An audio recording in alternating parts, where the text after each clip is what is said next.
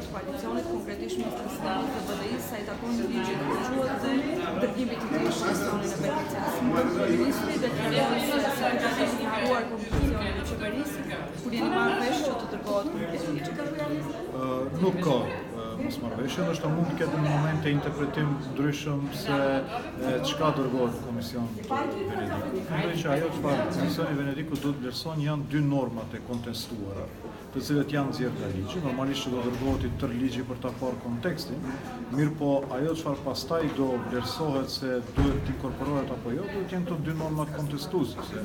Nuk mendoj që Komisioni Venecias duhet vlerëson se sa përdoret shqipe. Atë ka përcaktuar marrëveshja e Ohrit në 2001 ku janë përcaktuar parimet e ndryshimeve kushtetuese. Por për shkak se gjatë përpilimit ligjit që ne e dorëzuam aso kohë, kishte vlerësime se qofsia në banknota dhe në uniforma mund të jetë jo kushtetuese, që mos ta bëjmë ligjin fragjil, që nesër gjykata kushtetuese të na thirrë për ta vlerësuar ligjin, vendosëm që ato ti vlerëson Komisioni Venedikut dhe ekspertë të tjerë eventualisht. Nëse vlerësohet që janë kushtetuese, të kthehen në ligj, nëse nuk janë kushtetuese, të mbesin jashtë ligjit, për shkak se ne nuk duam ligj i cili është jashtë kushtetues. Ka qenë parimi jon kryesor. Ashtu që nuk ka ndonjë dallim, të gjithë e dimë se ligji i gjuhës nuk mund të kthehet prapë. Është çështja e këtyre dy normave të cilat duhet vlerësohen, por i tërë ligji duhet dërgohet se ata duhet të shohin prej ku janë nxjerrë ato dy norma. Se nuk kanë kuptim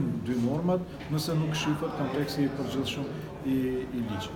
Përndryshe, sa i takon dallimeve se kush e solli ligjin, mendoj që janë pak të rëndësishme, të gjithë deputetët që kanë votuar janë meritor, do jenë edhe më meritor ata të cilët tani do të na ndihmojnë në implementimin sa më efikas gjithë përfshirës dhe në kohë të ligjit për përdorimin e gjuhës. Mirë po kryeministri Ceku tha se ka krizë në relacionet LSDM-BDI për shkak sjelljes së partnerit të koalicionit pas sjelljes së ligjit, marrjes së meritave, por edhe aktet që ai cilëson si provokative ndaj komunitetit maqedonas. Nuk ka ndonjë veprim provokativ nga askush.